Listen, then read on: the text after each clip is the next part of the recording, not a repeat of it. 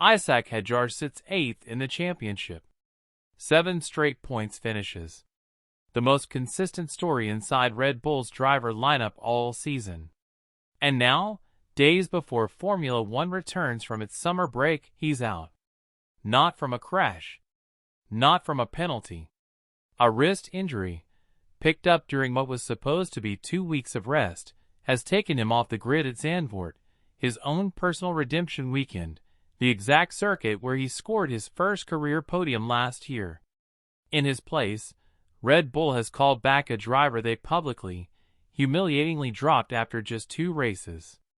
And that single decision has quietly turned one injury into a chain reaction with real consequences for 3 separate careers, and possibly for Red Bull's entire driver strategy heading into 2027.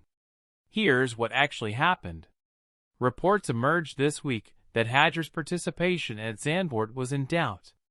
Red Bull confirmed it shortly after, a brief statement citing a wrist injury sustained during the summer shutdown.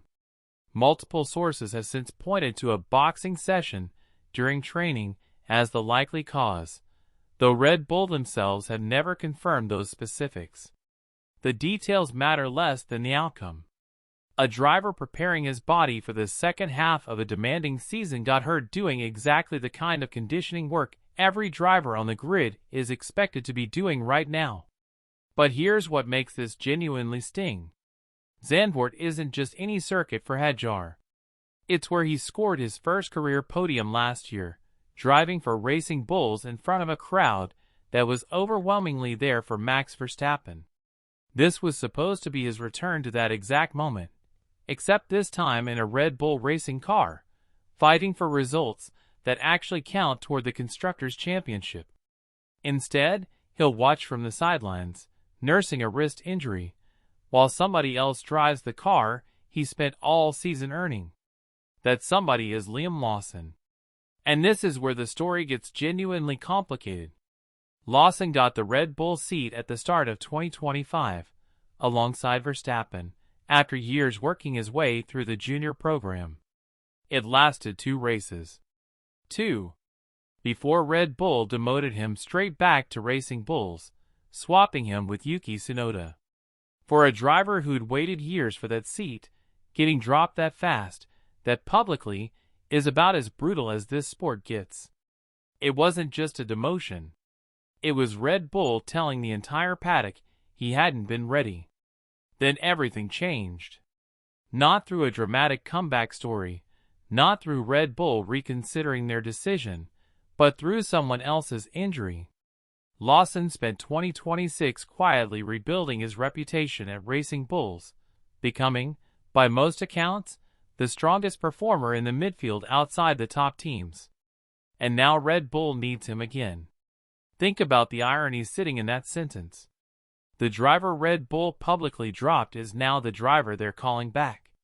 This is genuinely a second chance, one that plenty of drivers who get cut that quickly never receive. It's also not the first time Lawson's career has moved this way. His actual F1 debut came at this exact circuit, Zandvoort, back in 2023, after Daniel Ricciardo broke his hand in a practice crash.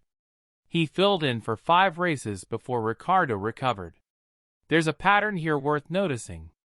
Lawson keeps getting his biggest opportunities through other people's misfortune rather than a clean, planned promotion built purely on his own results. That raises the real question hanging over this weekend. Can Lawson finally turn an opportunity he didn't ask for into something that actually changes his long-term career? Racing Bulls team boss Alain Permane has said the team wanted Lawson to finally have a full, uninterrupted season with one team, real continuity after years of chaos.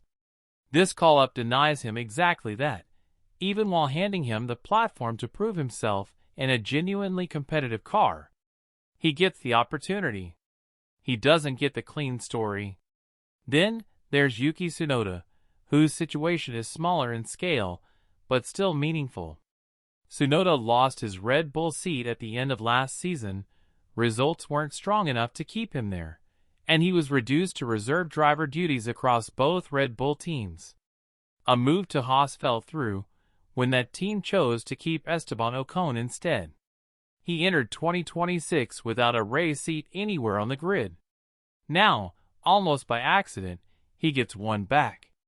Lawson moves up to Red Bull, Lawson's seat at Racing Bulls opens up, and Tsunoda, next in line as reserve driver, steps into it. He didn't earn this weekend through a trial or an audition. He earned it by being the name next in the chain when the chain started moving. That's still worth something. It's real track time, real competitive pressure, a genuine chance to remind Red Bull's decision makers that his career isn't finished, at a moment when the entire midfield picture for 2027 remains completely unsettled. It doesn't guarantee him anything beyond this weekend, but it puts him back in the conversation. So here's the actual shape of this story. Hadjar gets injured. Lawson gets promoted to Red Bull. Lawson's Racing Bull seat opens up. Tsunoda gets called into it. One injury, 3 careers, all moving at once. That chain reaction is the real story here, not 3 separate biographies happening to overlap in the same week. And it's landing at a moment when Red Bull's driver's situation is already unsettled at the very top. Verstappen's own future beyond 2026 remains genuinely uncertain, tied to a contract clause that's already been triggered by the team's struggles this season. Nobody knows yet whether he stays or walks.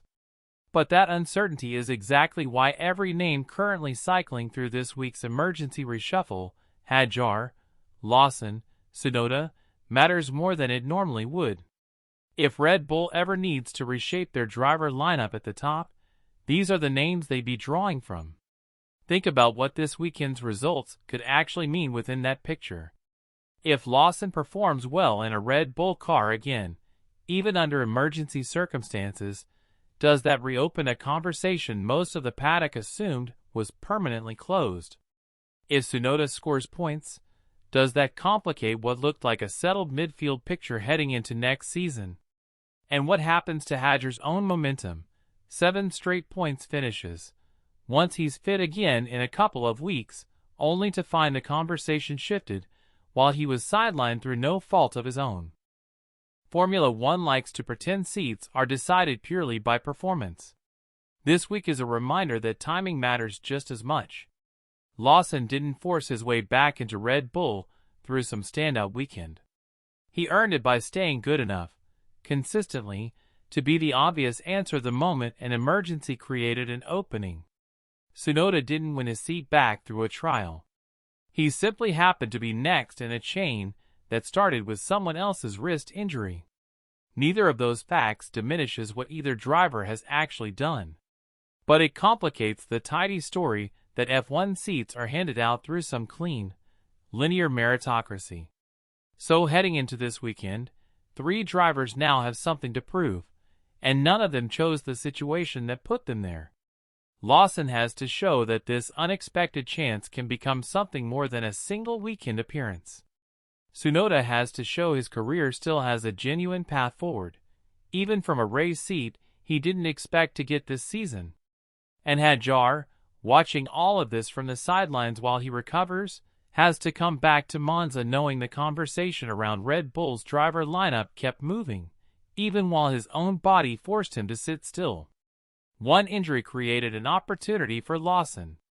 That opportunity created an opening for Tsunoda.